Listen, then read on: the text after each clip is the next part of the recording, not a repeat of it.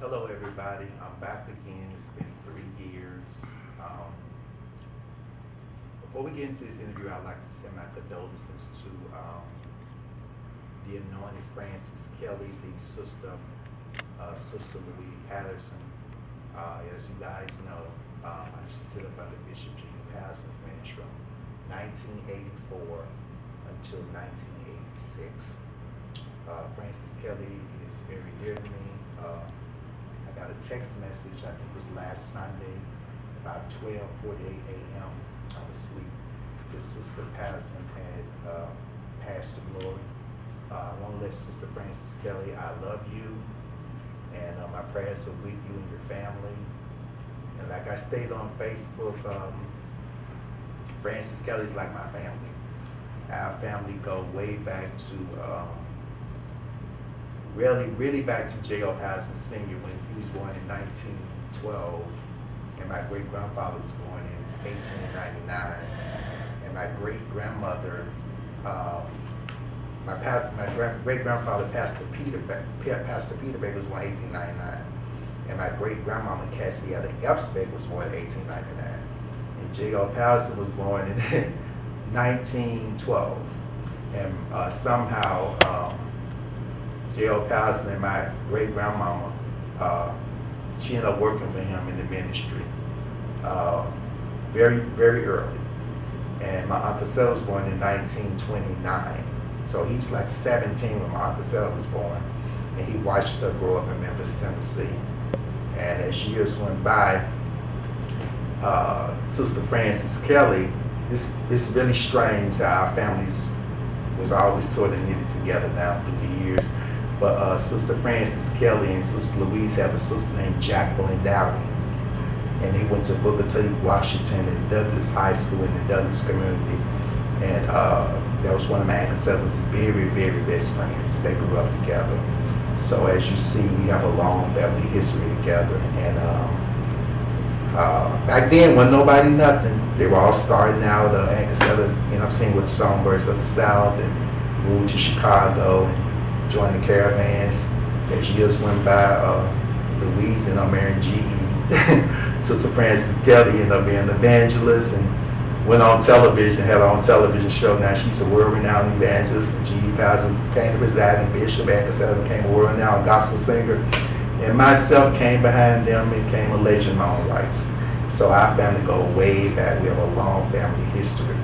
I want to let the world know once again, and like I stated on Facebook, Francis Kelly had nothing to do with the clashing between me and Bishop G. Patterson. It was something, she was at Pentecostal Temple, I was at Bound for Blessings Temple of Deliverance. I don't think she knew anything about the sexual assault or anything until probably after I released the book. So I'm letting the world know now she had nothing to do with it. The conflict was between me and G. Patterson. And I just want to let her know I love you. I consider her as one of my part of my family, and my aunt. She's very dear to me. And I want to say this to you, Aunt Francis, what Uncle Seth told me. It doesn't matter what I feel about it. It doesn't matter what you feel about me. It's what I feel about you. That's what the Lord will hold me accountable for. I love y'all. Pray much for me. We're going to go into this interview. Now, let's go to the interview now. Hey. Hey, how are you? I'm good. Okay, so B, I got a few questions for you. Yeah, let's talk about it. Let's talk about it. See, I got an email. I want to say I got an email from Sister Nicole Mullen, who is the ex-fiancée of Donnie McClurkin. If it wasn't her, it was somebody from her camp. And that's what really inspired me to do this interview because I said, okay, she's emailing me. As you know, he got on TV One. I might be moving too quick in this, but I have to address this boy is just so, he's crafty and he's not honest. And so I want these questions that I'm going to answer, it's going to open up your eyes once again to the tactics of him being evasive and I call it shystery. So I want to talk about this because when I did the interview on him and Kurt Franklin, the relationship as him and Nicole Mullen broke up. They broke up, which means probably her eyes were open to the deception of him misleading this woman and not really intend to marry her. So I got an email. If it wasn't from her, it had to be somehow from her account. But we're going to deal with these questions here, and I'm going to answer them for you and open up your eyes again to how satanic this boy really is. Let's go. Okay, so I almost feel like you tried to answer a couple of questions that I had jotted down, because I was like, I have too many questions to ask let's you. do this. All right, so you said, we're going to get into what you said. I need you to correct and we'll me. not take it back. Okay? You said nothing I said about Donnie in that interview should have shocked or destroyed the relationship between him and Nicole. And if it was God, what you see now, they're not together. Exactly.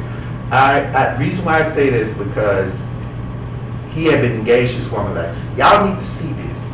He had been engaged to this woman almost like 6 years.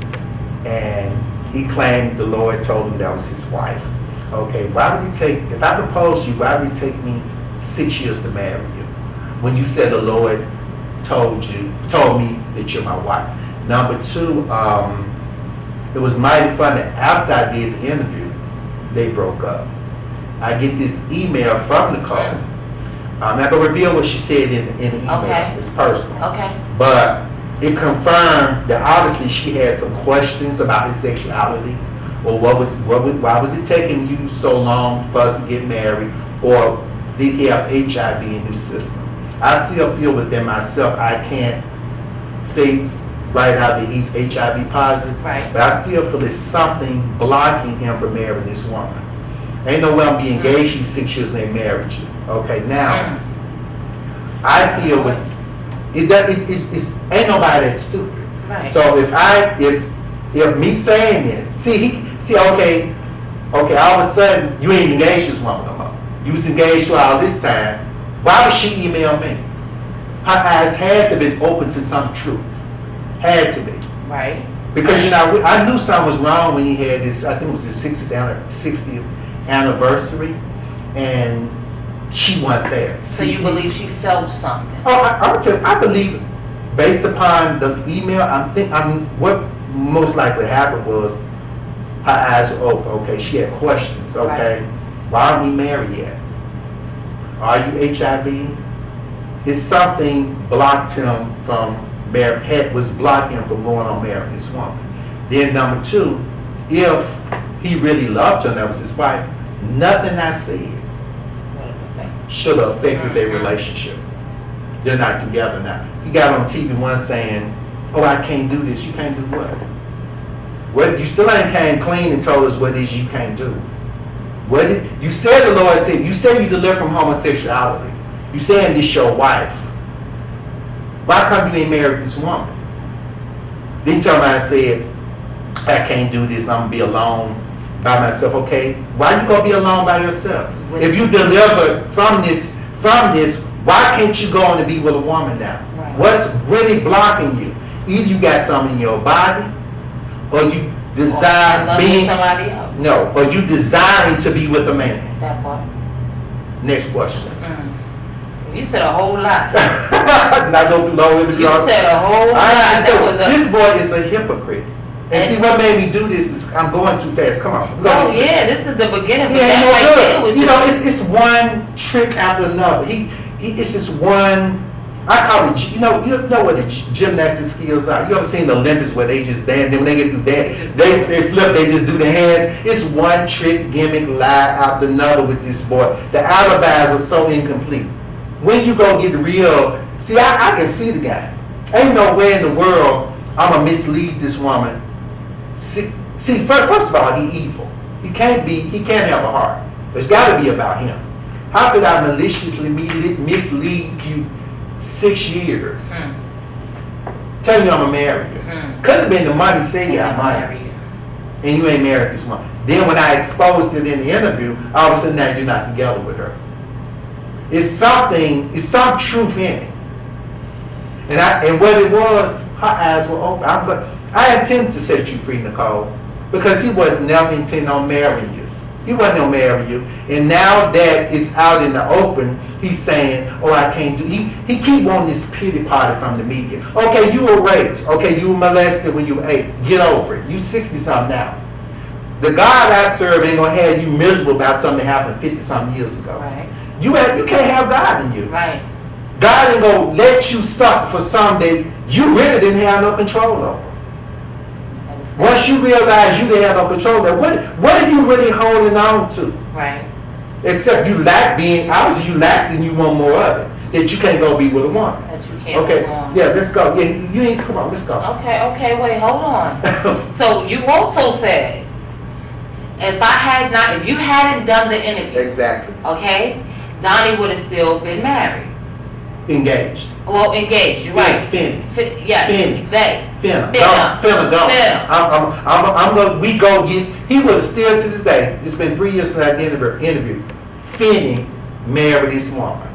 And never. I don't think he ever was intending on marrying her. I think it was a cover to cover the fact, okay. He was finna marry her though. Yeah, that's what he telling y'all. But obviously he wasn't because she emailed me. So it had to be some truth in it.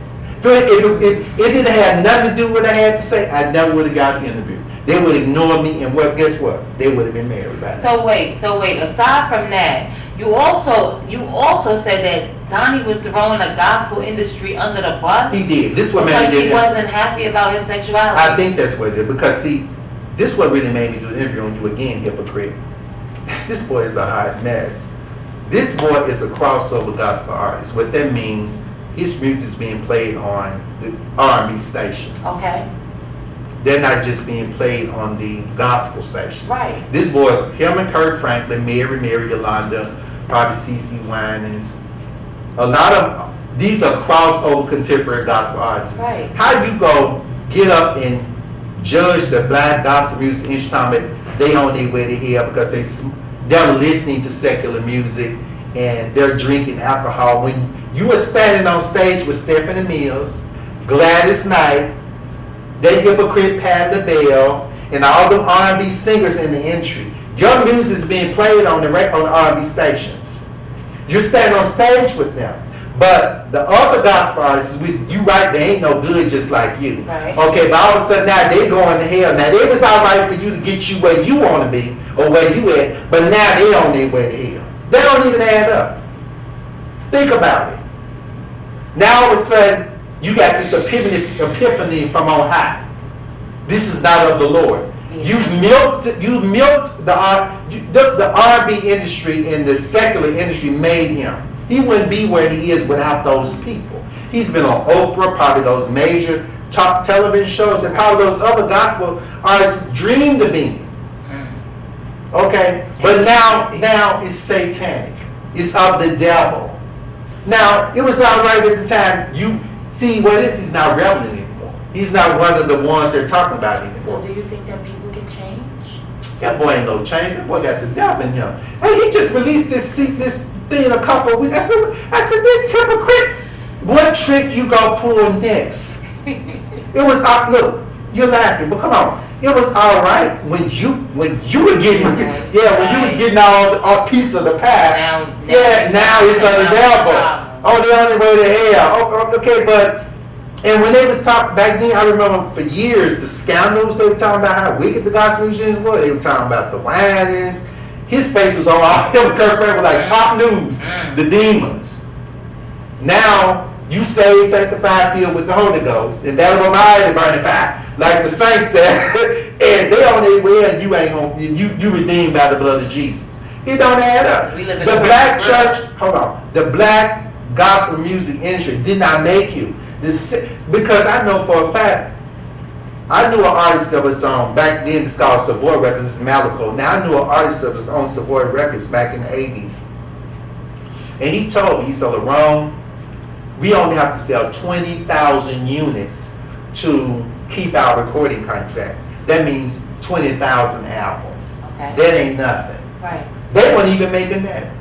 Gospel singers still are not top selling chart sellers compared to probably hip hop probably busting the charts. Right. R&B and soul, you know what I'm saying? Right. Diana Ross has got nominated for a Grammy for her album she released. Thank God for that. You know, but she's one of the only ones that's held on to that love soul thing. A lot of them going R&B. But what I'm trying to say, gospel music still isn't the top selling in in the industry industry. like the rest of the music. Right. And they know that if they don't go contemporary, they're not gonna really sell no records. Right. What I'm trying to say, everybody's known the church never really bought gospel music. Right. What they do, reason why, because y'all let them sing y'all songs in the church. So why we go back? If they sing your songs in the church and the choir singing your songs, what we go by the album for? We sing that at church. Right. We got the main So song. that kills a lot of y'all sales there. You see my point? So how you go turn around and see what I'm trying to tell you, hypocrite? You can't fool me because I know the industry, okay? The black church did not make you. The R&B singers bought your records. That's how you got the millions. That's how you got on Oprah. That's how you got on The View and the other talk show, because you were selling records through pairing with R&B singers and standing on stage R&B singers. Hypocrite. Come on, bring it on. You dealing with somebody no. Listen, because I wrote this all the way down. Okay, so now you also said if he was truly saved, he would not have went along with any of it. He would not have went along with any of it in the beginning. From the beginning, because ain't no real if it's not If of it's God. godly. If it's not of God, Gotcha. the Holy Ghost would say, no, this ain't me. I'm gonna use the example of me being at G.E. Patterson's church. When I had the thing going on with him, I felt convicted. I pulled out and left the church because I felt a conviction from on high. Right. Okay, I was staying there and milk it for everything I wanted. Then when the well ran dry, I wrote Malehogany Reflections Behind the Purple Robe. I'm a hypocrite. If I'm going to sit there and suck it for all I get out of it, then when the well run dry, oh, they on their way to hell. It don't work like that. You sat in there one along with all the demonic mess they was doing all them years. Now you're not reveling anymore. And what probably really hurt you when I meant to hurt you, and I'm going to destroy you because you don't know who you messing with, devil. This is what's game right here. What you're trying to do is you ain't got no more cover. When I pulled the cover off you and Nicole see Mullen dump you, or you told her, probably bagged out of and told you couldn't do this, people not stupid. They say, okay, now, this boy got to be gay. He's saying this woman is his wife. He ain't married this woman. Now you getting up on, you ran the TV one for them to cover your behind. It was a lousy interview. I wouldn't even believe. I said, this is hypocrite. I wouldn't even sucking up nothing you saying. I said, boy, know who he messing with. What's done happened? I pulled the cover up off you. So now he want a pity party. You're not reveling anymore. You don't have this woman to hide behind no more. God forbid she get to just tell the whole gospel truth. That's what it is. You have nowhere to hide. You like a frog on a log in the middle of a lake, looking stupid, telling people I'm gonna be alone for the rest of my life. If you're delivering from homosexuality and you desire a woman, how come you ain't get there? Who you think you're talking to? Let's go. Wait, I'm on frog on a log in the middle of the lake. He told the people, oh, I'm gonna be alone. He wants this pity party for. I got raped when I was 19. Okay. I saw the G's Palace and Church. Check this out. You think I'm still crying over that? I'll be 58 next month looking forward. You know how I look good because hey, you got to let that mess go. Right. You're not holding. I can't keep holding on to something that happened to me. Don't you know probably what? It happened in 2 more years, be 40 years ago that happened to me. You think I'm still crying over that? You know what I'm saying? But now, question real quick. Okay, come on. Do you think that he's holding on to it because some people are mentally strong enough to let go? Like No, he hasn't let this go. is the problem he's doing. He's gay. Right. And he know that if he come on and admit that he gay, the gospel It's gonna be career different. over with. Okay. See, that's all that it really is. Okay. See, if he could do it, it's a lot. He ain't on the gay one in there. Okay. That whole black, I'm here to tell you, I know, all them black male gospel singers are homosexuals. That whole black, everybody know it. Hello? Ooh. Listen to me. Hello? The problem is that he knows that if he come out and say he's gay, which People not stupid. But I mean, No, but see, Okay. but you dealing with the church. okay, it's different. That it's a mental Right. thing in the church. Okay. If you come out, so this, he really want to hold on to the career, and if he can be gay and hold on to the career and don't get judged, he'll be okay with it. But he can't. He know that if he's okay, I'm gay, it's over. he already fearful. He already fearful because I put the cover off of him. Okay. Now Nicole C. Mullen ain't with you no more. Okay. What you gonna do now? Right. You said you delivered from this. This ain't a problem with you. But you telling people over here that I'm gonna be alone for the rest of my life. That ain't adding up. I mean, come on, right? I mean, right. Wait. So let's reiterate this. Okay. Because I remember earlier you said something. So I just want to go back to what you said and just remind the people. So you said that how is he going to throw the R&B soul singers under the bus? Exactly. When the fame he got Was from them. From them. Okay. He, Patty and Gladys and probably Stephanie Mills. He's been. So it wasn't because of his actual talent. Well, yeah, but I'm Okay. saying what I'm trying to say, he got a video now where he's bashing the gospel They helped, singers. right. They were listening to secular artists. They gave I'm telling y'all hypocrites now, and I put it all in my interviews. I am gonna keep on listening to Miss Diana Ross. I don't play none of you hypocrites in my house. Miss Diana Ross ain't going nowhere. You hear me? Not over none of you hypocrites. Everybody know y'all ain't no more some homonging, nothing. Well, see, half of them wish they could be R&B singers. And I guarantee you say you loyal to the Lord, loyal to God. Soon as a person offer you an R&B contract, you think they ain't gonna take it. But you love the Lord and won't take it back until you get that offer. I don't know who you hypocrites fooling because half of them R&B singers come out the black church. It ain't a black face in the music industry, in jazz, blues, whatever. Right. That whole industry come out the black church. They sang in somebody's choir. you know what I'm saying? All right. So wait. All right. So off of Donnie. No, are we through with that We one? done with Donnie. Okay. We done with Donnie because I want to get to the T. I want to get to the T. Hold on, but do you see what I'm saying? I get exactly what you're saying. How you gonna throw? I mean, I have to say this. I mean, let me calm down. How are you sure I got all the questions for him? Oh, Okay. 1,000%. How are you going to throw the gospel music industry under the bus for listening to secular music? Right. When you that's how have appeared with these people, Mhm. when you would not be who you are if you had not gone through these people to get where you are today. And if it was such a sin and abomination, the spirit would have convicted if you were saved.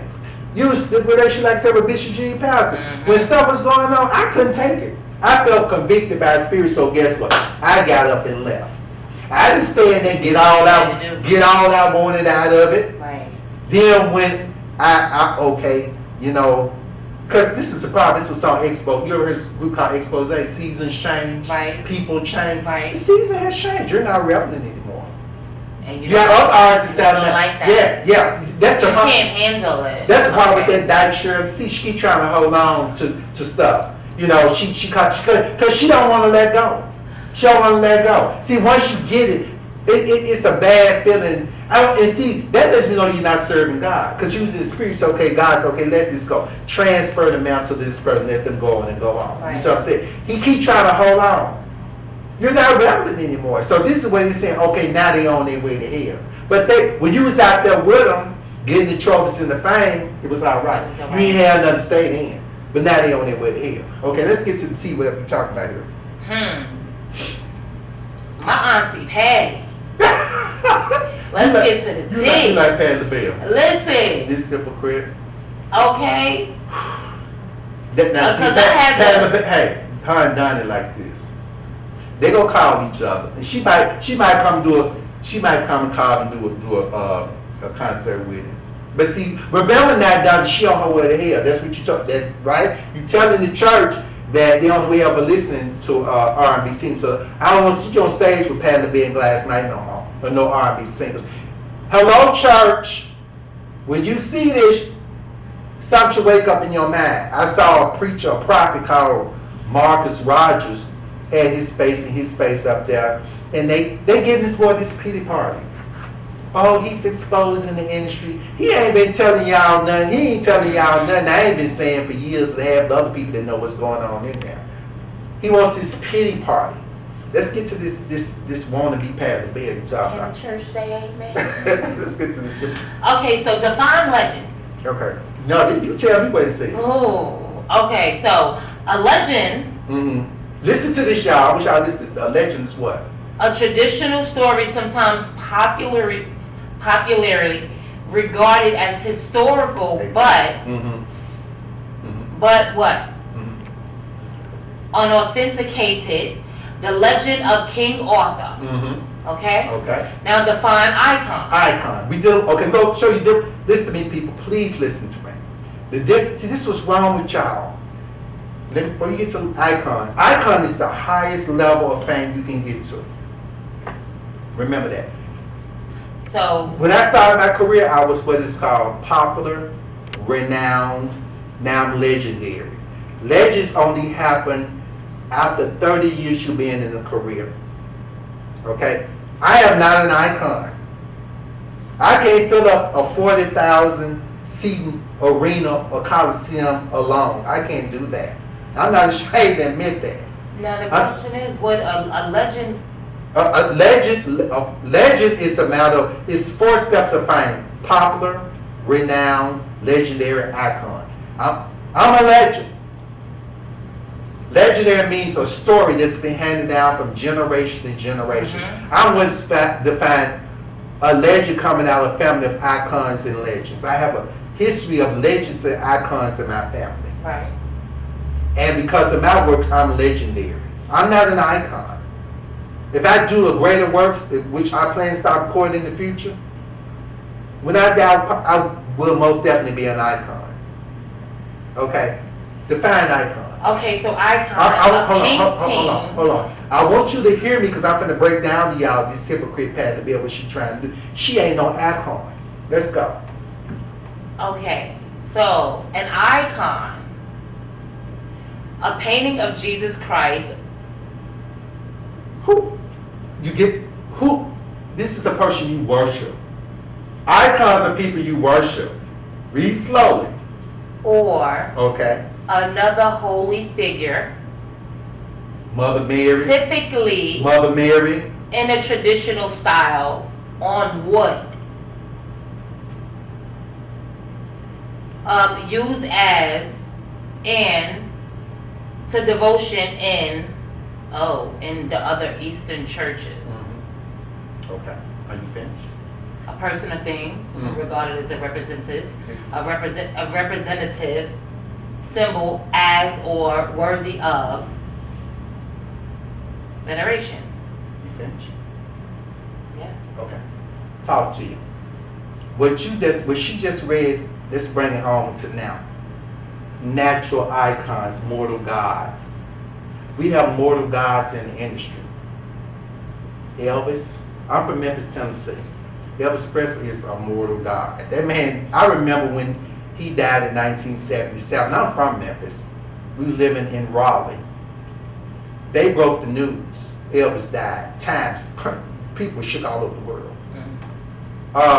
These are the R&B pop icons.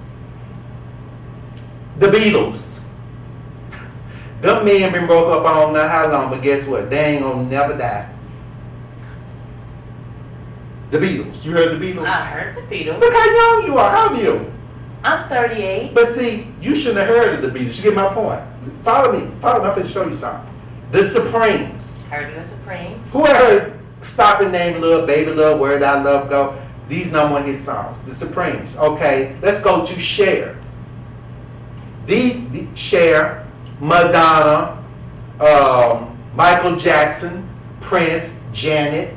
Patti LaBelle. Patti LaBelle's not an icon. I'm going to show you why she ain't an icon. Okay, come on. That's the point. Teach me. Okay, she keep trying to put herself on the level. This skank.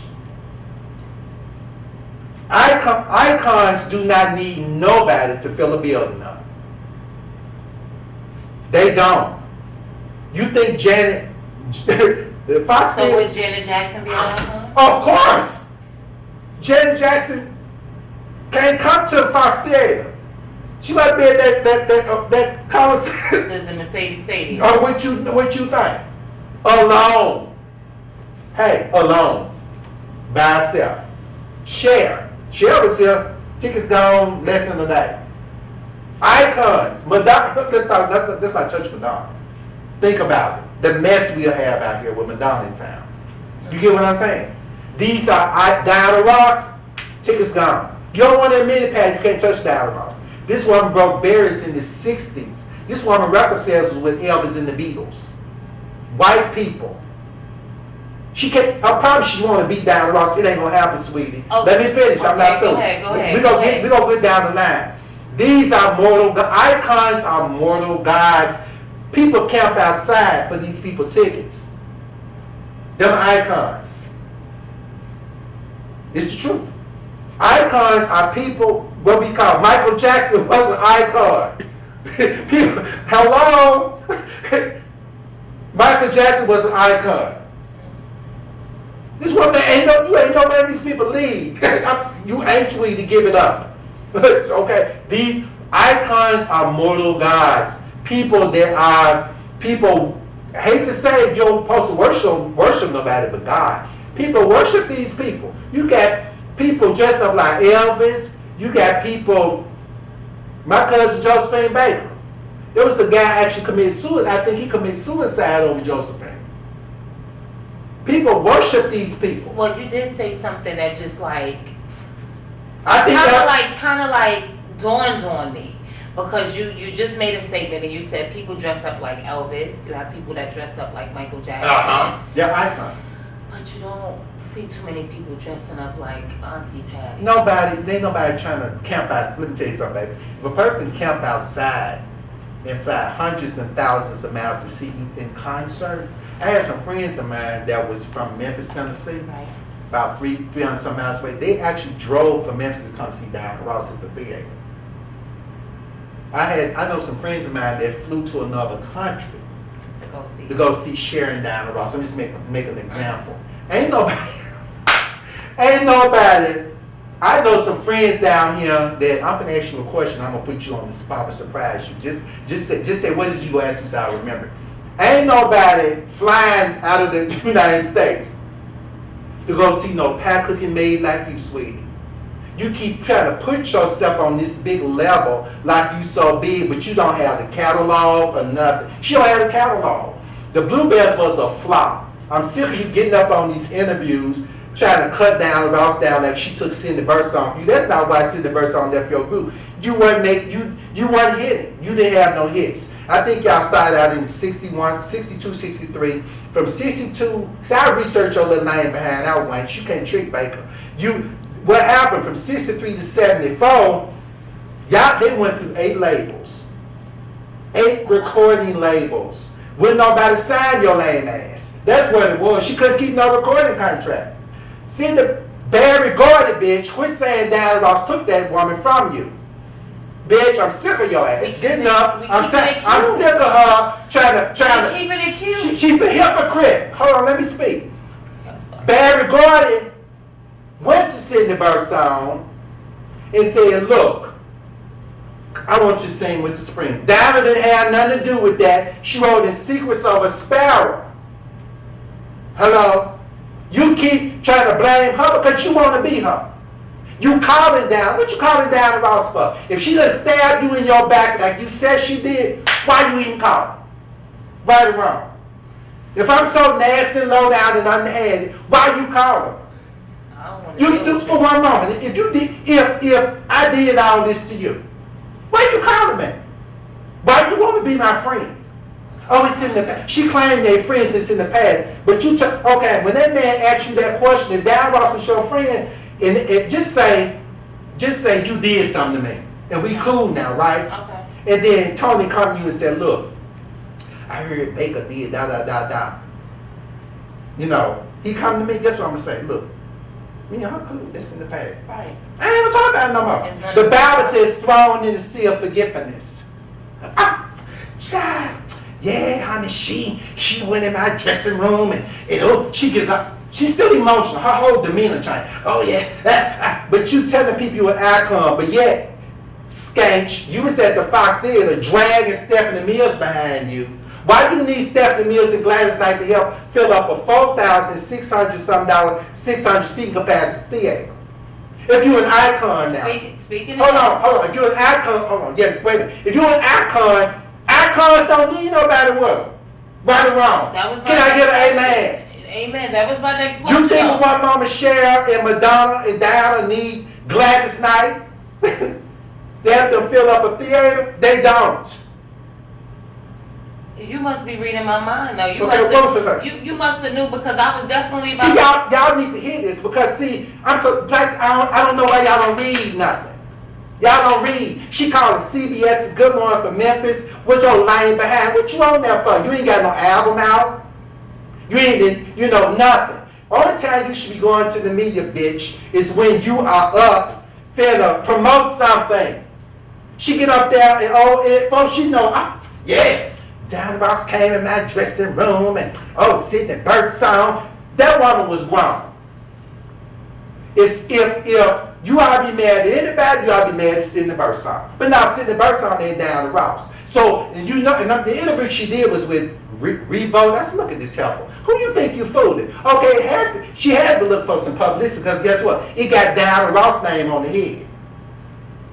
Okay, if the interview was about anything else, it would just say Pastor Bell talks to Revolt. Now you got a Pastor Bell drama with Diana Ross. But you claim you cool with Diana Ross. So it had to be, because you know that if you just put it up there, we're going to get no ratings. It's got to probably have me ratings on. Now why? Because Miss Ross, Miss Time is Diana Ross' name attached to you. Who you think you tricking? Then you dragging Stephanie Mills and Gladys Knight across the nation behind your name behind. Puking up on stage. You dealing with Mr. Baker, Wanch. I'm sick of your trash. Okay? Come on. So I'm going to just guess that you ain't never tried the pie. I ain't gonna eat it. See, I'm the one for it. Okay. And you know where this coming from. You touch my mantle. I'm gonna destroy you. It ain't over till you out of here.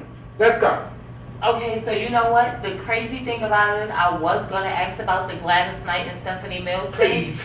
I was, but you. So we're gonna let's reiterate. Baby, that. I love me. I wrote it down, and it's like you was just reading my mind. Steph never knew love like this before. Ain't that the jail? Steph, don't let her use you like that, baby. Friends, love me some So Steph. you said. I've been blowing me. Hey, Steph. Steph, I would have came see you if you didn't have that thing with you, baby. Next time, look, Steph, never knew love like this before. You don't need her. Don't let her use you. Come on. So, but you said, so we're just gonna, you said Patti LaBelle has to use Miss Gladys. Yes. Stephanie Mills. Yeah.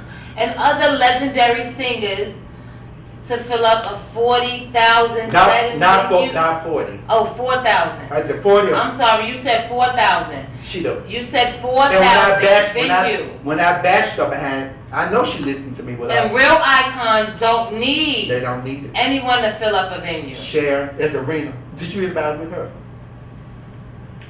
I mean, she can. If she, hold on, if they would, guess what? She promoting them.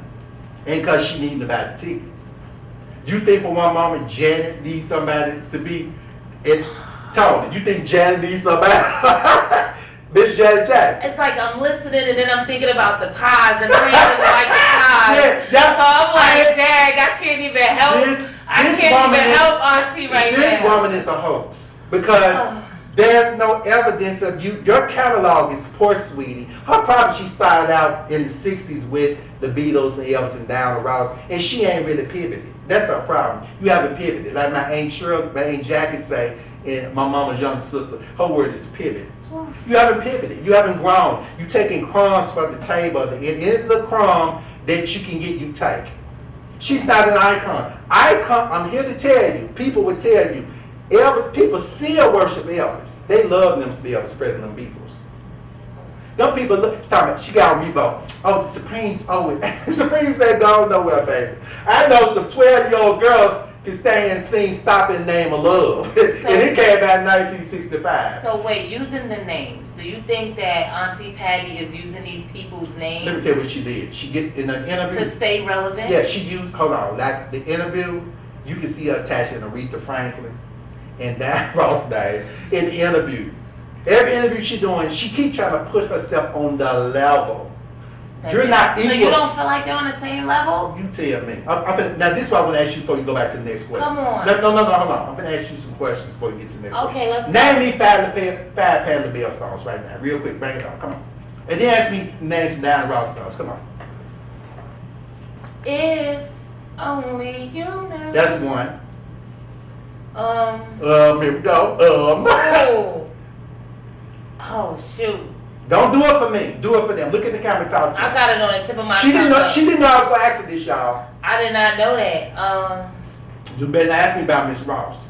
We'll be here all night. No, I can't even do it. I just. Tony, I think I bought some water. Don't do that. You I'm put me on gonna the give you. spot. I'm letting you think. Don't do this for me. Y'all, we didn't rehearse this, but come on, name her songs.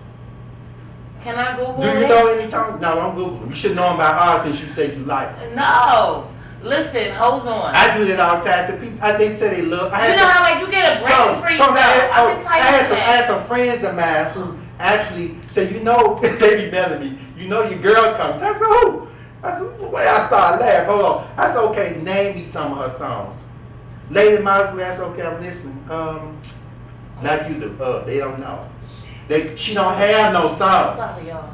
The song she did in the Blue So you name me two songs. Name me another one. Name me Auntie Patty's song. I don't feeling that gonna lie. I don't care what you. I ain't know about nothing she had and wouldn't know Okay. about. Hold on 1 minute. Let me tell you this. When she was in the Blue, I'm trying. See, you people need to. When I talk to y'all, people know me. I keep it 100, baby. Y'all can't really get mad at me because you know what? It's time. Y'all need to wake up. Okay. Quit supporting this hoax. She's a hoax. Liar. She's a hoax and a liar, manipulating the media, jumping on these TV shows. She's jealous. She hasn't pivoted. You up on Facebook, you and Glass giving a free concert, trying to stay relevant on Facebook. I'm about to. Hold on. Her hits in the Bluebells was Lady Mosley, which I think came out in 74, and Over the Rainbow. Everybody know Over the Rainbow was from the Wizard of Oz with Jude the God. They really ain't your song. That's 2 songs. Where the hits at? You went through 8 labels. Where the hits? On my own. Okay, it took you that long to come up with? Okay, 2. What, name something else. How you looking it up? You can't do that. See, she cheating. She cheating. You can't do that. All right. You see my point? I'm not. You got to think. Don't ask me about Miss Diana Ross. Don't do that to yourself. Oh, I go Lord, on. Auntie Patty, I tried. I can go on. Please tell these people we ain't rehearsed this. We really did not rehearse So this. they won't find out. I really have a list of questions. Thank you. And it was We so many rehearsed this. questions.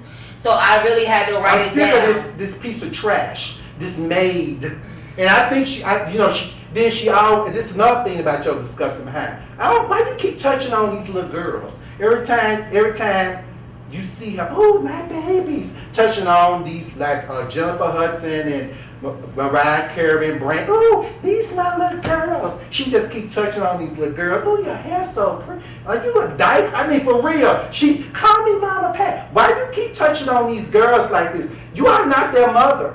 They have a mother. I wish a man would come to me and say, yo, you my brother. Yeah, hugging on me. I'll spit in a nigga, baby, pop him in But his you a face. man, that's different. No. Ain't no 7 to 8 year old woman. She just, baby, call me Mama Pat. Why you always touch on these girls? Because she an icon, she said. But, okay, you know what? If you're an icon, there should be, all I'm saying, if you're an icon, where's the evidence? You don't have the catalog. But you know, like, okay. Okay, now. So what you're saying may have some truth to it, right? I ain't no have it is.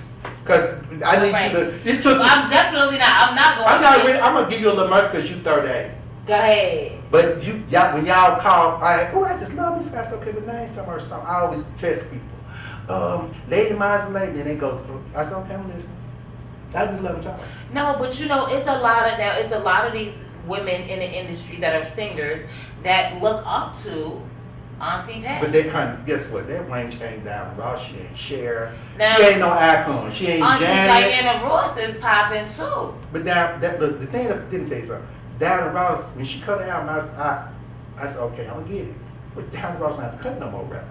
All right, wait, hold on. Let's be realistic. Let's get to this. You dare not ask me. Please don't ask me about that. I need to get to Look, this. I call that Diana Ross songs and tell you what year they came out. No. What song the album's on? No, because More this his, right here is stop about the how name long up. that- More his fastest race, 1965. Hello, Where Did Our Love Go? 1964. Baby Love on there. Standing at the crossroads and love, run, run, run. Hello, Someday We'll Be Together, Cream of the Crop album. Hello, last album is Farewell, 1970. Solo album, 1970. Ain't no matter how you know, reach out and tell But it just somebody. sounds like you like Auntie Diana better. I'm still waiting, 1970. Oh, I sure do, 1970. Do you know you're going to album Diana Ross? Hello, I thought it took a little time to learn about loving. That's my song right there. That's the song after theme from Mahogany on side one of the LP. Wait, so this is the Upside Down, yeah. Come on, this is the 1980 album Diana. I'm coming out, 1980. I need to know this. Why Do Fools Fall in Love, 1981, Mirror, Mirror on the Wall on there. Never Too Late. What else? Think I'm in love. Think I'm in love. Think I'm in love again. That's on the Why Do Fools Fall in Love about Silky Electric, Muscles Roll for Diana Ross. It's a cartoon character on it. Hello. Need I go on and on and on? You made sit down, please. Let's go. So this is something. Chain Reaction, 1985 album, Eaten Alive. I don't want to get eaten alive. Okay, I can't hear it. Oh my God, Auntie, I'm trying to help you. You can't help that, man. So now this is what you said, and I really wanted to get to this part. You said that Auntie Patty hasn't broken any racial She ain't broken no barriers racial barriers, nobody. for her black people, She ain't did it. She hasn't. Her catalog. like your cousin, Okay, Josephine. like Lena Horne, Josephine, okay. Lena Horne. like Miss Gail Fisher. Let's deal with Gail Fisher. When you talk about racial, see what made Diana. See this. She jealous because she was. See what she started out around time Diana Ross did. Okay. And the Supremes broke the racial barrier Okay. because they were on Ed Sullivan shows. Oprah Winfrey said, it was strange because the day they was on Ed Sullivan show, December 27, 1964. Right. Was my mama had me that morning like 12:46 in the morning. Or 12:45, about 12:43 a.m. 64. That night, Somebody's that night, that wasn't here. the day I was born, that night, my mama holding me.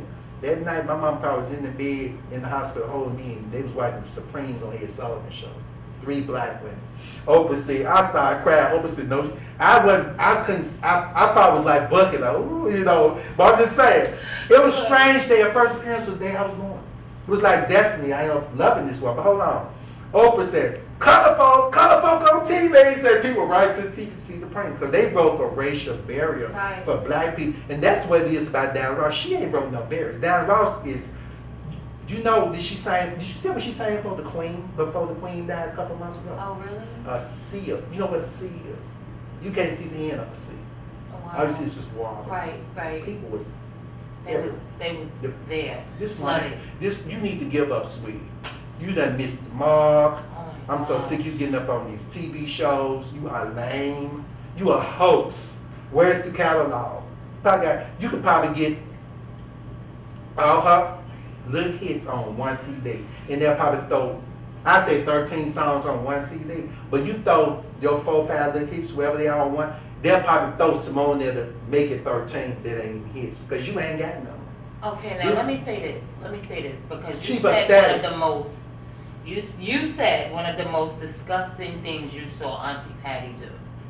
You said you saw Auntie Patty pull out a pistol and put it on the table, on the television. That's how pathetic the television star with Lee Daniels. Yes. She played the part of Queen Latifah, and it's so funny because I was an extra in that show. You were? I was a couple of series that they did. Were you in it? I was an extra, so I was a security guard. No, I was a correction officer. at one of the points of Saul when they had the correctional They officer filmed in it the jail. here. Yes. It was in the I heard the Morehouse professors were trying to get it pulled off TV because it was just degrading to the black people. This is how disgusting she is. She'll take any crumb from the end, but you so mega. That's crazy. You're such an icon. When you're an icon, you don't have to take the crumbs. Right. Okay, check this out. She played Queen Latifah's and Brandy's mom. I remember. She came and pulled a pillow out on the table. But you supposed to be representing your black. You promoting violence. That's really what it is. You so big. You should some move parts. You should be able to turn down. So I'm not gonna do that. I heard Lee Dance was trying to get. I ain't watch their trash. I think. No, I'm saying it was a TV show. It was a part of But the we show. know it's entertainment. But guess what? It was just the fact that it happened. I respect Darren Russell because I remember her in her career. She said, "I'm not showing my. I'm not." She said, "I ain't gonna be showing my body." You have a choice. If you really an icon and you up there, you ain't got some things you ain't got to do. She got to because she trying to stay relevant. She ain't fooling me. But I said to myself, how could you promote this kind of violence when all this black on black crime? I don't care if it is entertainment. You got a lot of people who cannot decipher entertainment from reality. Right. They listen to a lot of this rap music actually acted out on the street. Right. You're promoting violence, but you're representing. You are some trash, honey. You a piece of pathetic garbage. I don't know who you think you tricking. Because see, I know, I read stuff.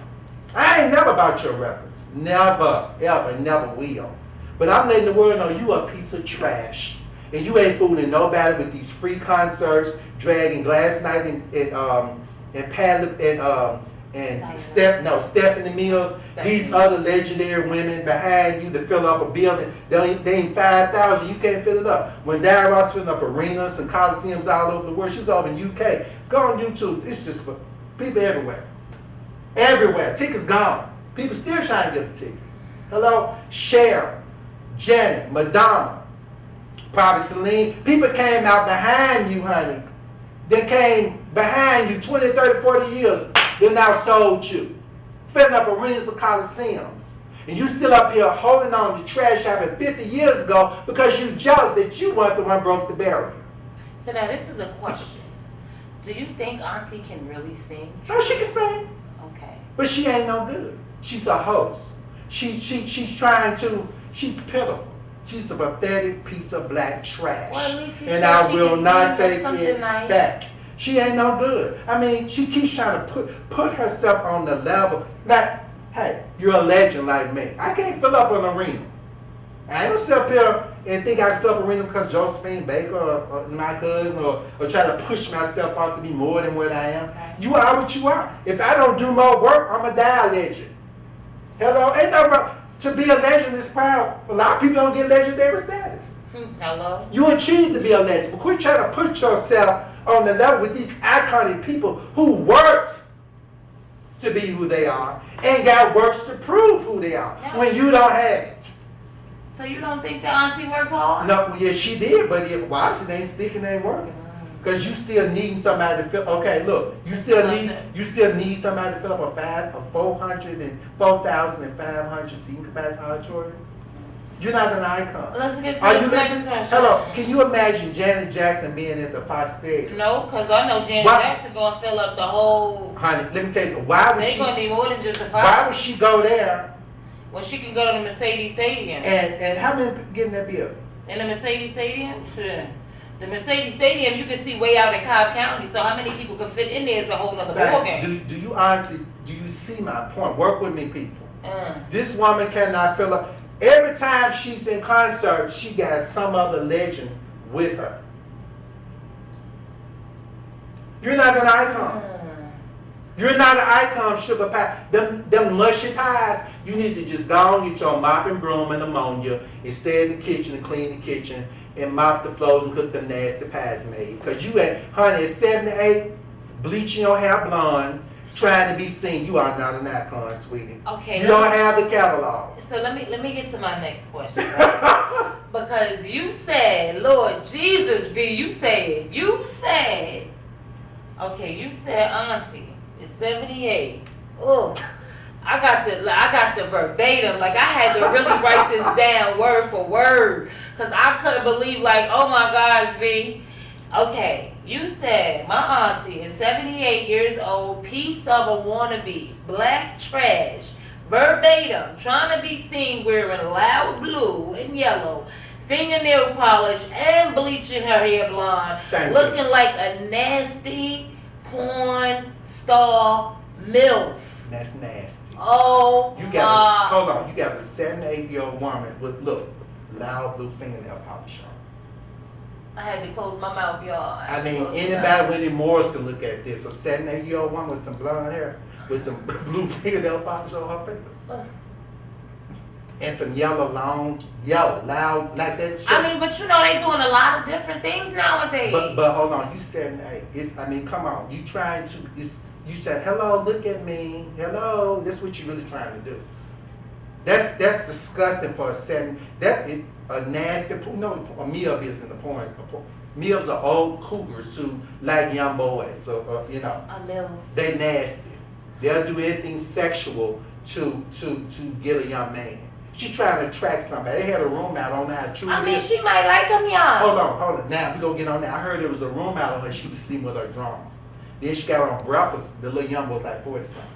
I don't know how true it is, but hold on. Next thing I know, she was on the Breakfast Club and he addressed it. That's not true. And I said, yeah, sure it ain't.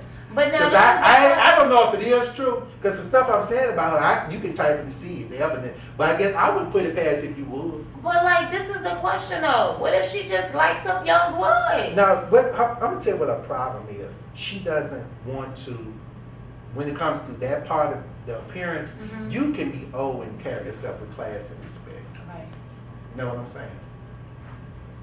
It's the way you carry yourself. Now this is the question that I've asked. She don't want to get old. We all gonna get old. And this is you can look good. You can still look good to be old. Right, but this is the thing because your age, because you're 78. Does that mean that you're required to act a certain way or dress a certain way or? You know, I'm telling you. No, this is just. This woman is delusional. She's saying stuff that's not true. Right. I mean, yeah, okay. You're speaking stuff that's not really. It's like you're. I mean, sometimes the young ones be. Okay, what I'm saying is that. I was on that. But hold on. I'll be 58 next month, December 27th. I look 40. But hold on, let me say this. Thank God, because you know I take care of myself. Let me tell you something.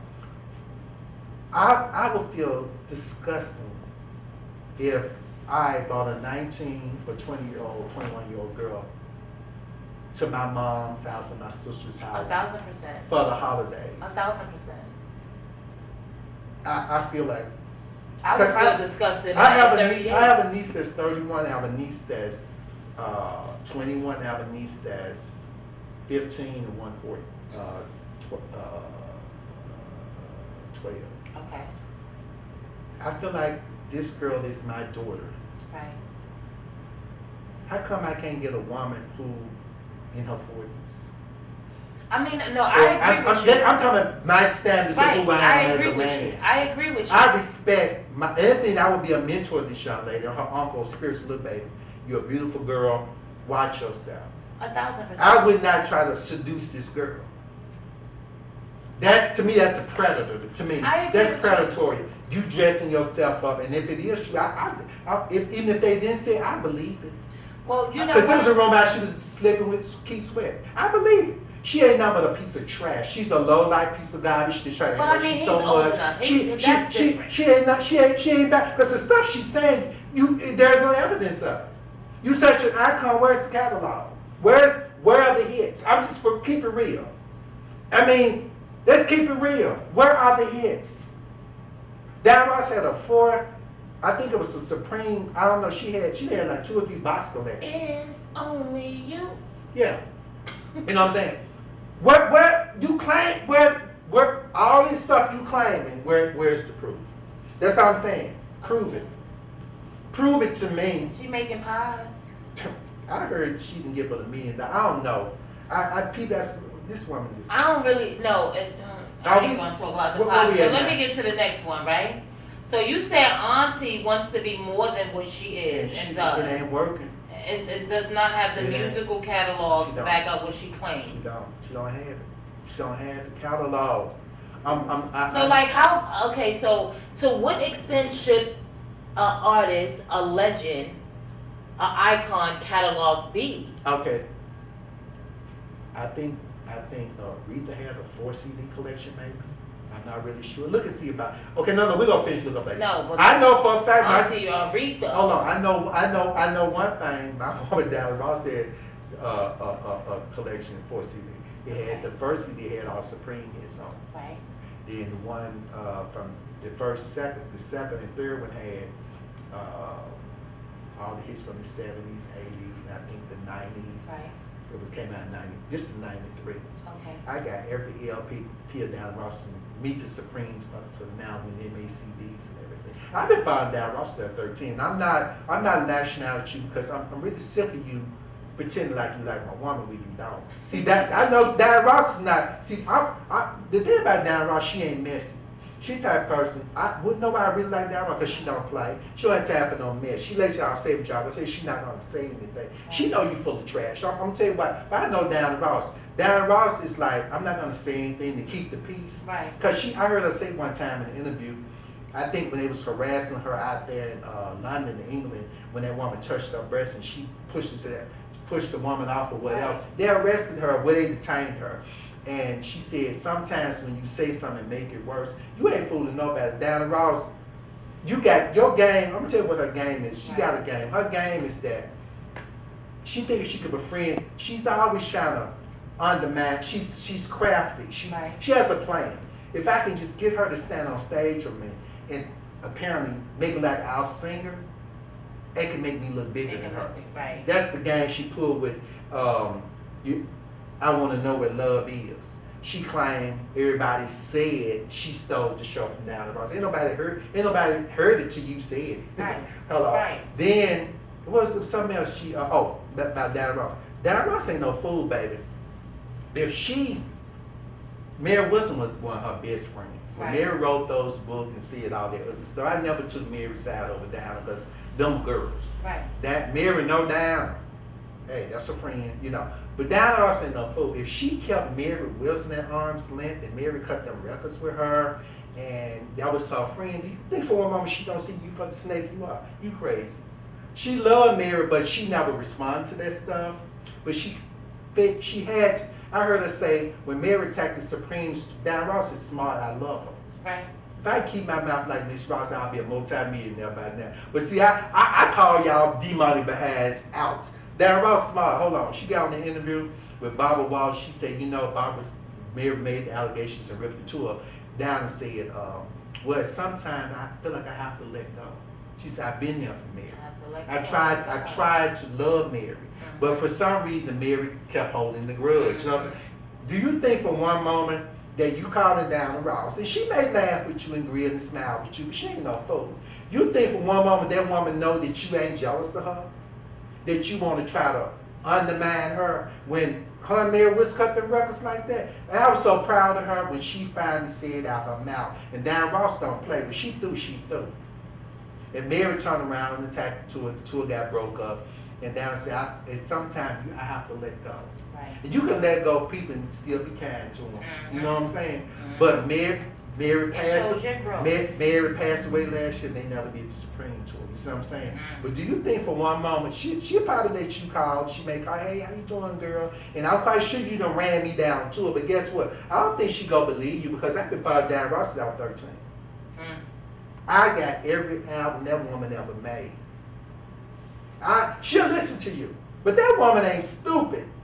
You think for one moment that woman know that you ain't nothing but a snake in the grass, but she gonna be kind to you because that woman been in that industry long as she have. She know every slimy snakes, every snail, and every dog, cricket, crevice, and then you one of them, baby. You ain't fooling nobody but yourself. Okay, so wait, I got a couple of more questions that I had to write down. But before we get to that, what's one of your favorite Diana Ross songs? Oh, baby. Supreme favorite song is Reflections of the Way Life Used to Be because I named my book Malehogany Reflections behind the purple robe. But you talk about Diana Ross songs. Do you even have one or is too many? You know what? Reflections. I played Reflections yesterday, I think it was. Okay. Because for some reason my friends be telling me you are stuck back in time. But I'm not happy with the times. Do you feel like you're stuck back in time? I don't think I'm missing anything. Okay. Because of the way I was raised, I have a lot of strong convictions. And God has given me the power of correction. I'm correcting this lame woman. She is. Y'all quit giving her these TV appearances. When she call y'all, say, look, are you finna be in a movie? Are you finna cut an album? Don't book her. Because she ain't doing nothing but trying to act like she more than what she is. Okay. Sweetie, you need to get over. You ain't no icon, honey. There's nothing proving that you're an icon. Okay, wait. Okay, wait. Now, hold on. Went back to my down raw songs. Okay. Reflections is my favorite. I don't feel like I'm missing anything because I look at this. I'm a man of morals and standards. Okay. I just can't go along with a lot of this stuff going on. And people sell their soul out for a dime. I agree with I you. can't do it. I agree with you. I can't do it. I cannot go along. Maybe because my mama gave me things. I mean, you were raised with morals. Yes. My mama taught me right from wrong. I was raised. Yes. These people don't have no morals. And when I see a lot of this stuff, I said, but you didn't get it the right way. The thing about it is a lot of these people, they're easily bought. Yeah. And it's like, you know, when you're not easily bought, like you can't you don't have a monetary value upon yourself. You know, it's just like I work hard and I make the money for my hard work rather than you buying me. Mm-hmm. You know, and so you know you have morals. You were raised differently. I try. I think that a lot of times, and it's not to say that, because some people are raised with morals but still do what they want when it comes to money. Exactly. And it's like, it's almost like power. Mm-hmm. You get what I'm saying? Yeah. It's like they never had. It's a They're not long used to it. process. It's almost like something that you wanted so bad that you never had, and then you have the opportunity of gaining it. However, you have to be willing to give up something. Mm-hmm. I always, you don't know how much I pray. I said, God, I have so many people just want what I got, but they don't understand that.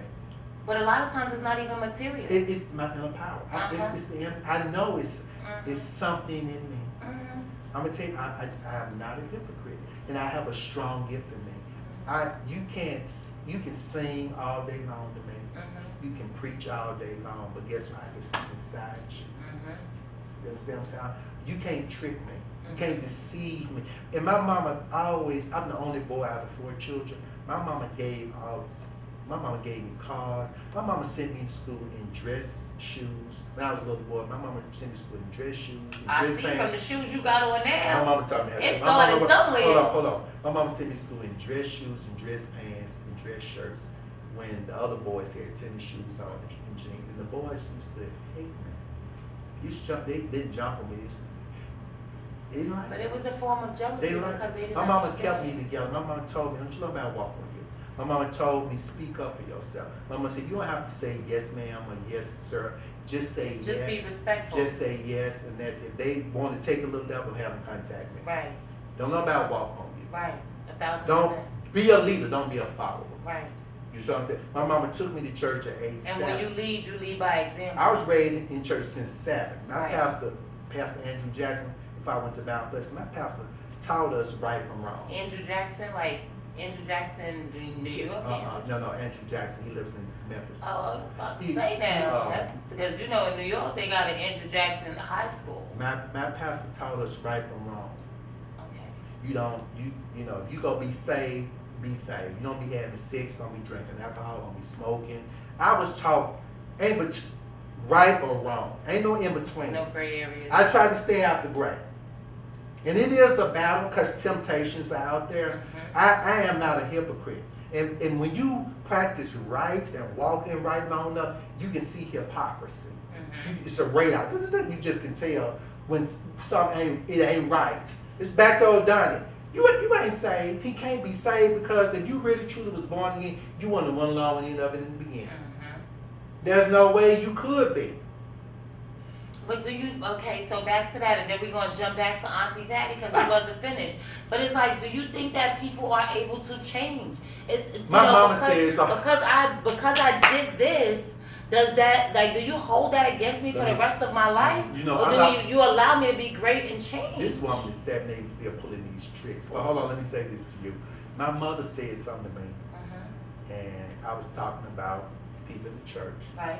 And my mama was cooking some spaghetti sauce in the kitchen. Right. And I never forget it.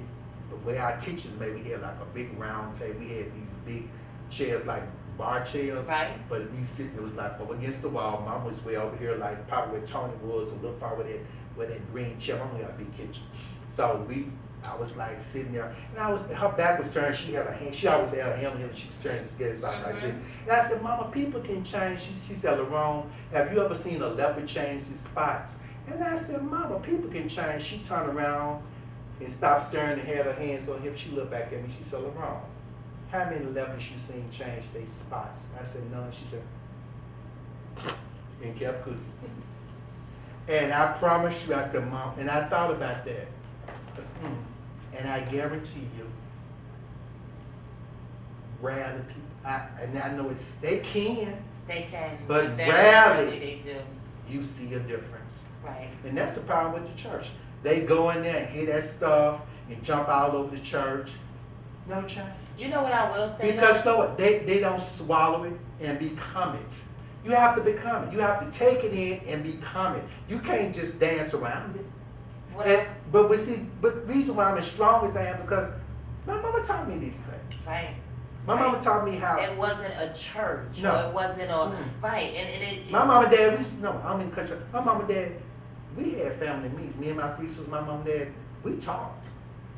But that's important. You need that. You understand? Yeah. Like it's more like you growing pray up. for me. When I don't like you people grow up very in the much. church, I'm not one. You know, a lot of people be like, "Oh, do you go to church?" And I don't go to church because as I got older, I felt like, you know, churches is one of those. It's escapes. Like people, they use church as a shield. There's something wrong with it. Right, they use church as a shield, like, oh, I go to church, so I'm perfect. Mm-hmm. And it's like, no, like people go to church every day and they be lying and they be stealing and they be robbing and they be setting up. And so I learned from, like you said, I have a praying grandmother. Mm-hmm. I have a praying great grandmother. Mm-hmm. Like these prayers have lingered and it went on like.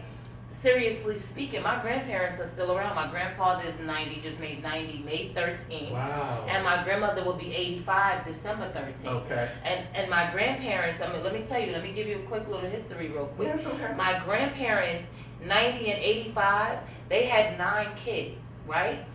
No lie. I'm just going to start from them. On from their 9 to from their kids, grandkids, great-grands, great-great-great. It's about, I counted it. So the last time I counted, it was 84 of us. Everybody is still alive. Nobody is locked up. Nobody is, nobody is in handicapped, strung out on drugs, or nobody is disabled, anything of that nature. And I'm not saying that, we're perfect or, but it's a praying, Hold on. Let me help you. Pick up. When I say this, keep talking. Please remember. Okay. The Bible said what? Train the child in the way it should go. Oh, the way. And that's exactly what it was. And a lot of times I'm big on karma. And see, the thing about it is, I look at my grandparents and I be like, Dad, they did a great job. Like they really, it's like they were mindful of their actions. They were mindful of what they did because they understood that you will reap what you sow. And if you don't reap what you sow, it's going to linger on to your kids, your grandkids, and so on and so forth. And so I look at it and it's like, well, my family, not to say others aren't, but it's like we are truly blessed and we do not go to church. My grandmother is a praying grandmother. She prays and she knows, she quotes the Bible, she reads the Bible, and she does not step foot in anybody's church because she is the Bible. She is the church. And that's what I want to say to scare people. When I see it, I stop preaching because guess what? And I'm going to say this and they ain't going to like it, but it's true. Okay. The church is a hospital. Why go check in the hospital? Ain't nothing wrong with you. Them people sick in there. If they go into that, I guarantee you, they going because what? They looking for some form of healing. Right. Not realizing that they are the healing. And yeah, it's in you. Thy word have I hidden in my heart. then I might not sin against thee. If you don't get it down on the inside, you ain't gonna get it. You still ain't gonna get it. You ain't gonna get it. Because you gonna go out there and keep doing what you do. You know why? Because it ain't in you. My dad didn't go to church. You know what he said to me? My own father. My father used to stay with my aunt in Chicago before he married my mom. And he met Sam Cooke, Mahalia Jackson, he saw Lerone. He saw how the gospel singers would live.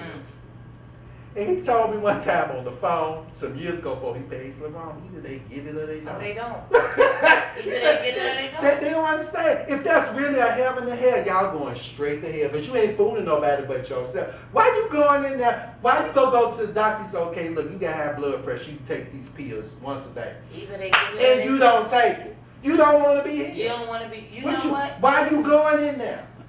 Then get mad at the doctor.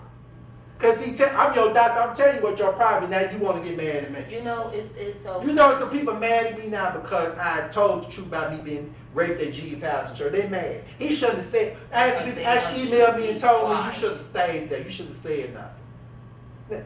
Tell me they ain't sick. That's a sick person. To tell you, it's almost like you need to stay in that kind of abuse. It's self-torture. There's something wrong with them people. It's something wrong with them. It's self-torture. Now go back. Okay, so let's go back. No, you finished talking about your grandmama. Okay, no. What I was saying was like, even when you were saying, you know, people when they go through stuff and they ignore it. Like I look at it like my mom growing up, right? My mom she had a kidney disease when I was about 18, 19, right? And I seen how adamant my mom was about getting better. She just knew, like, I remember the nurse in a hospital told me in front of my mother, she said, your mother is going to die if she doesn't get on dialysis. How long ago was this? I was 18, 19 they at the time, right? And my mother said, what? My mother turned around and cursed her out. And my mother said, you are not God. You don't tell her that I'm a die. You don't speak on my life. Yeah, she said you don't. Right. And so my mother, you know, the thing about my mother, because I see stories and I hear situations and, you know, and I see people who parents are sick, right? And in my mind, because right now, I was 18, 19 at the time, I'm 38. My mother, she had one blood transfusion, right? My mother never got on dialysis. My mother had a hip replacement. You couldn't tell she went through none of that. She walking around here. She played basketball with me. We go to the basketball court. But the thing about it is, right, it was mind over matter. And so she didn't allow it to control her. And I see these people and I see, you know, I have friends and I have, you know, people, I hear stories and they like, oh, you know, my mom got cancer or my mom is sick and then she still smoke or they still drink. And it's just like, dang, like, you know, I wonder. And I don't say it, but in my mind I be thinking like, damn, your parents don't love you. Because my mother, she said, I was going to live for you because I know you wasn't ready for me to go. You couldn't handle this world by yourself. So I just prayed and I just stayed strong. And she stopped doing whatever it was that wasn't conducive to her well-being. You know, she said, I'm going to make sure I live for you. And she did. And so when I see people going through health issues and it's like, your parents ain't stopped smoking for you. I haven't smoked a cigarette in 2.5 years. And I had a cyst on my breast, and I didn't know what it was, right? But it scared me enough to say, oh, no, I'm not going to smoke no cigarettes. Like, I want to live for my kids. Exactly. And so I stopped. And people are like, how did you stop smoking? And I'm like, shoot, because I don't want to die. I got kids to live for. And so I try to understand when people find out they got health issues and they continue to do the stuff that's going to break them and kill them, why mentally do you not want to live for, not even for yourself, but you had kids, you have a purpose. So why you don't want to live for your kids? You understand? Like, why do you just want to die? Like, was that the purpose of your life? The purpose of your life was to just like to live and to do drugs or to drink or to smoke or to do this stuff and then that's it. And then they say, oh, you got cancer. And it's like, you're just going to keep smoking or you're just going to keep drinking or you got alcohol poison or you're just going to, oh, well, you have COVID. And, you know, you just put yourself in these situations where you don't want to better yourself. It's like, it's really, I tell people when you're sick, It's a mental thing. Mhm. Because see, your mind goes first. Mhm. Your mind goes before everything else. And as long as your mind say, I'm gonna die, your body is gonna die. Because your body is feeding off of what your brain is giving it. You understand? Your brain is saying, oh, I'm done. And so your body is like, I don't want to wake up. I don't want to work hard. I don't want to work out. I want to stay 500 pounds and be obese and then die because I'm overweight. No, tell yourself you're going to be great and you're going to better yourself and know that you have know that you have it in you to want to live. It's like nobody has a purpose anymore. Yeah, who don't? Nobody has a purpose. And I look, and like you said, it starts from home. And this is why when my daughter, my 8-year-old, she's like, Mommy, I want to go to church. And in my mind, I'm like, girl, please. Like, you know, and you understand? It's like, it's so toxic that it's like, I just want, like, okay, so let me show you. And I tell my kids, I'm going to teach you how to deal with life. Because see, if I teach you now, by the time the world tries to corrupt you, you're going to be able to decipher right from wrong. You're going to be like, oh yeah, nah, my mother told me about that. Oh yeah, my mother told me about you type of people. And then you'll be able, because see, the thing is, if they jump, if they go that way, then it's like, oh, you had a choice, Pooh. Because Mommy told you this was going to happen. I'm very vocal and honest with my kids. Because I don't want them to be surprised. I don't want them to be surprised. I don't want them to the world ain't gonna have the no world mercy. is not at all. No. Not at all. No. The world is a cruel place, and you have to be able to be very vocal. And them churches are full of predators and pedophiles. And you can't be scared to say. They are. You and know, you know what God showed me? I'm gonna cut y'all. Go And ahead. I'm gonna tell y'all something. I said, God, why do they cling to the music and the preaching gospel? Because they so half of them, they have to have. Hold on, no, they have to have it to feel important. They know they feel disgusted. But I read something up on a drug that's circulating out, and it was saying somehow a lot of people, they need that to feel good about how nasty and despicable they really are. So how? But see, you can't see because they dress up like it's they so self-sabotage. Yeah, they dress up like they so holier than thou. You know what I'm saying? But it's just a cover. The Bible said having a form of godliness but denying the power there. The power you got in you, they don't have it. They don't have what is called self-resistance. The Bible said, resist the devil, he'll flee. They don't understand that. They flesh is so out of control. You said something, okay, if I'm not going to do this, I'm going to do this for my children. My children need me. Yes. Love will make you do great things. But the thing is, you have to know love.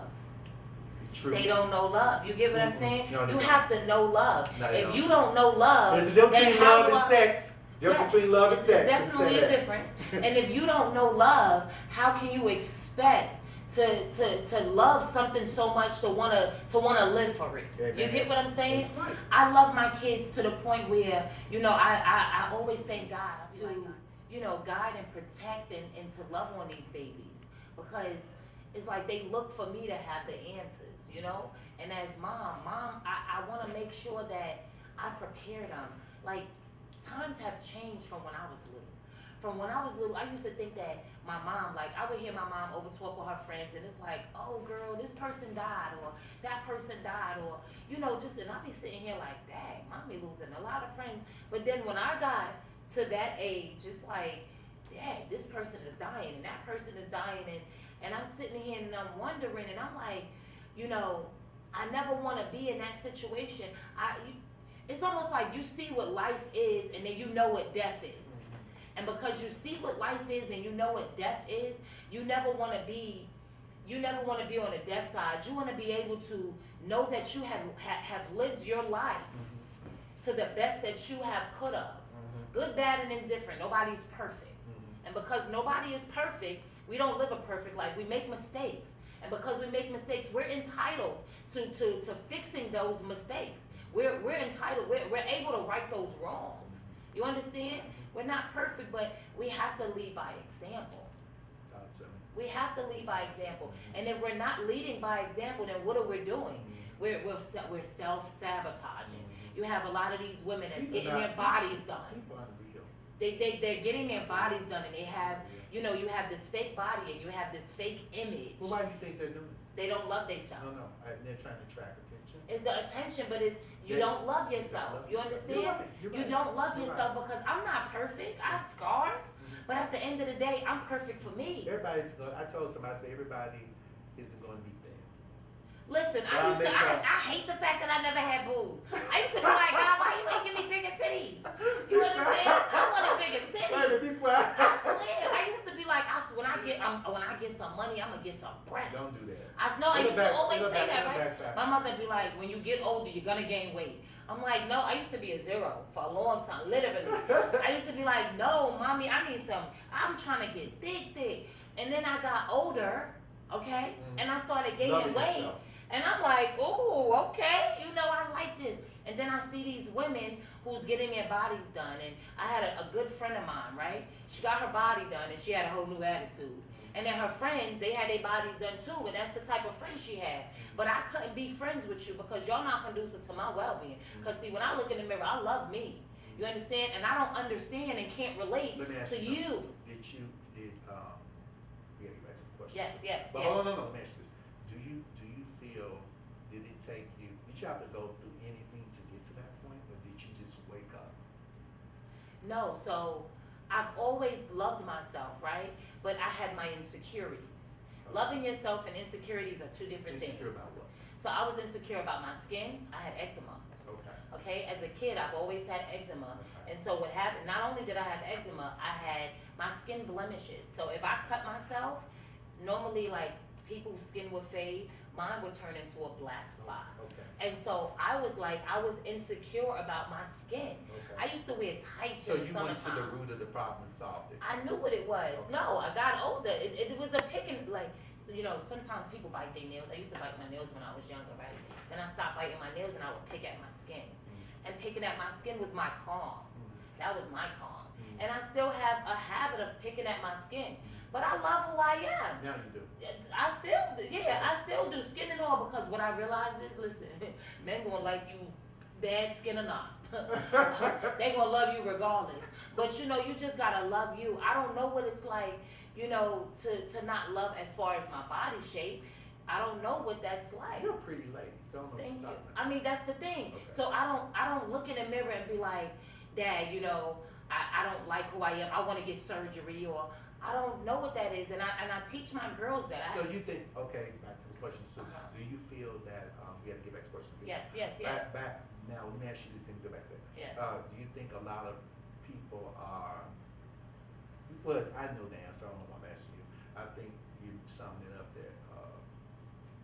I think that's Patty's problem. I don't think she knows who she is. No, a lot of times people don't. I really truly believe that she is not happy with whoever she is. And no matter how old you are, and that's bad to be that old. Imagine being. And it's strange because I really, people say I never met nobody like you, but I really have never lost myself in as much as I love Diana Ross or love, people, public figures on television. I never wanted to be them. I looked at them as an inspiration. Me neither. You know what I'm saying? Me neither. I never ever lost myself in no one else. I was always inspired, like you said. Yeah. I was inspired by the craft, by the talent, but I never lost myself to the point where, like, even when celebrities die, I'm not the girl that cries about it. Yeah. The reality is this: we all live to die. And a lot of people have not accepted the fact that we live to die. The only thing that we're promised is death. That's the guarantee. We're guaranteed to live to die. Sometimes I hate the gift of me. Right. Because I see 1,000%. I see more than what you're telling me. 1,000%. You don't get out of my face. Child, you think you mess. I have never seen Lord forgive me, I'm not saying I'm 100 perfect. I've never seen so many people that are just plastic and change it to a chameleon. And they normalize it. To get what they want. I've never seen just all out there. Whatever it takes. It's normal. I have met some people just whatever it takes. No matter how immoral it is. I can name some people, no matter how immoral it is. If this is what I got to do to get what I want, to make me feel good about me, then so I'm talking in church. So be it. And that I said. There's no pride. There's no respect. There's no dignity. Okay, so look, hold on. Last couple of questions because I wrote it down, and I don't want to we gotta get to the core of this, right? Mm-hmm. So you I said. kind of said enough about that one, but let's go. I mean, I just want to get. Okay, well, I'm gonna get to my last one. Okay. No, go through. Let's get through. Let's get through. Okay. Don't skip. No, because you said that. You said that. You told me, you answered my question when it came to Auntie Patty trying to put herself on a level with the real icons. She ain't there. And people gonna, because the Bible said love covers a multitude of faults. Right. When we like somebody, we tend, it has two revelations. When we like somebody, we tend not to see them for what they are. 1000%. And then sometimes we When love people them. show you who they really are. And then sometimes we love them enough to cover them. You see what I'm saying? You know they ain't no good, but I'm gonna cover them anyway. Mm-hmm. So love is, when you love a person, you're blind. But you know one thing about me, I thank God, me and my mother had a real deep conversation about 2 months ago. Right. And we never end on bad notes, but we disagree on a whole lot. And I said, Mom, one of the things you're angry with me about today is because there were things you taught me that you didn't uphold. And she said, what? I said, you heard me. Mm-hmm. Look, I said, you look at me and you don't like what you came out your womb. And she said, yeah. She said, yeah, I taught you to be. She had to remind that, I'm proud of you that you stand up for yourself. Because see, you can't break me. I'm 58. And you ain't broke me in 58, I'll be 58 December. If you ain't broke back by now, it ain't gonna happen. But the Bible said, train the child in the way it should go, older will not part. If I ain't, look, if you ain't broke me down by now to be a hypocrite, you ain't gonna be able to break it ain't gonna happen. That's like an old tree out there. You gotta just go and cut it down. Because there ain't nowhere in the world. By now, if y'all know y'all ain't messing with somebody who don't play the radio, you better wake up and realize. Because you demons can't trick me. I'm just looking, I be looking at you, okay, who you think you talking to? Like I read through. Some of it just common sense really to me. But I think, you know what I found out? I don't want to be deceived. That's why I'm not deceived. Right. I think people deceive because they want to be. Right. Can't nobody make you do nothing you don't really want to do. That's what I've come to find out. So at the end of the road, you can't blame nobody but yourself. You wanted to go along with it, so that's really what it is. But you know what? Sometimes, even as adults, they can be peer pressured into, yes, it's a mental thing. I did. Remember, I ain't never been that weak. No, I don't know. Right. That's the key word, weak. I'm not. Some people are not. They're not strong enough. Some people are not strong enough to bypass it. Some people aren't strong enough to say, yeah, nah, that's not my thing. Some people do stuff just to satisfy other people to fit in. That's why a lot of people on drugs. That part. A lot of people, they got to fit in. You can't convince me, listen, I don't smoke or drink. You can't convince me to be like, girl, try this. I ain't doing that. No, that's not what I do. I ain't doing that. At no age. At no age I was never the type of person you can peer pressure. You can't convince me to do something that's not at all. And it's not really good for you. So hey, like you said, lead by example. I'm showing you the right way. When half the people that you watch, half people that went along with, look at how they are. I'm gonna show you. Look at how they are today. Look at where they are today. So let's go to this last one. So the last question of the night. Okay, hopefully. You said Auntie Patty says she is going to release a new album and Mariah Carey will be on the album with her. Okay, Miss Icon. What you think about that? Miss Icon, why you need Patty on the album? Because you know it ain't gonna see him.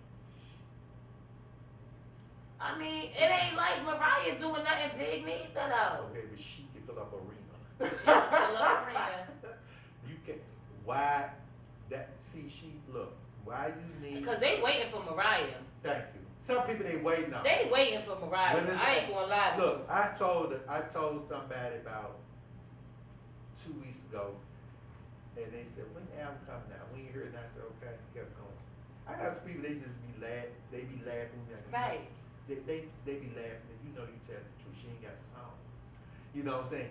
Now, see, why you cutting the album and putting it around because you know it ain't gonna sell without it on it. That's really being realistic. It wouldn't sell. Right. If Mariah Carey's on it, it's gonna get some attention. This is what I heard through the grapevine. You putting her on there. On that note, sweetie pie. You know, you see what she'll do. She'll swallow this and get a little pity pie.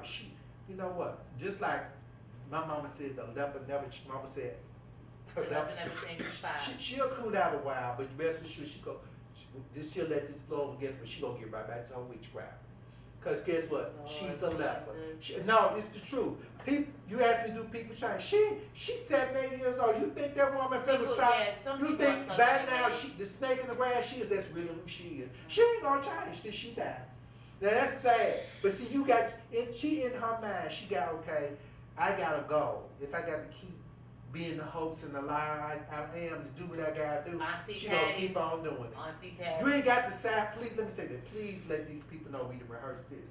We did not rehearse this. Because see, This is not rehearsed. I look certain things tonight. I'm like, oh my gosh, Auntie Patty, do not get the doubt for me. let me say for the record. Oh my gosh. Let me say for the record, all my interviews that y'all have heard on me, people send me emails or these are things I want to talk about. The interviewers don't even be knowing. I give them the questions and we don't rehearse it. They don't know what my answer gonna be. People email me and say, okay, I want to talk about I give it to them and I answer. I don't rehearse none of my interviews or nothing. And they're entitled to ask me whatever they want to ask me. So y'all come off that trip like this is planned. Okay? I love everybody. Okay, now now that we're at the end of this interview, Yes, sir. I want my friend Daisy that y'all know, she had major eye surgery on her right eye. She may never see it again. I want y'all to send a special prayer for her. If you go on Facebook on the Sacred Scrolls Daisy, of the we love you. the Sacred Scrolls of Lerone Baker or Reflections of Lerone Baker, you can like the page. You can see a picture of me and Daisy. You can't tell she has some glasses on. She had to cut at the top of her eyebrow up here to get to her eye. And we're praying that they're saying she won't see in that eye again. But know God is a miracle worker. 1000%. Now, before we leave, I want to introduce to you my new friend here. I want her to tell y'all her name and a little bit about her. Then we're going to close out. Let's go. Hey, you guys. My name is Shauna Shannon, known as Ice the Gemini. ICEDAGMINI. Follow me on Instagram. I am from Queens, New York. Been living in Atlanta for 25 years. So Atlanta is definitely home. What I tell people is New York gave birth to me, but Atlanta raised me. I'm everything. You're every woman, like Shaka. I'm every woman. So, but in all seriousness, I'm a writer. Published my first poetry book back in June 2019.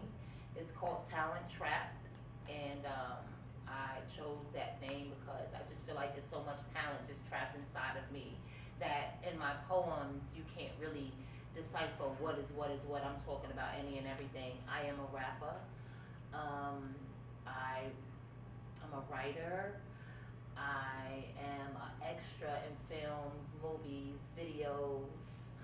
I am your all-around girl.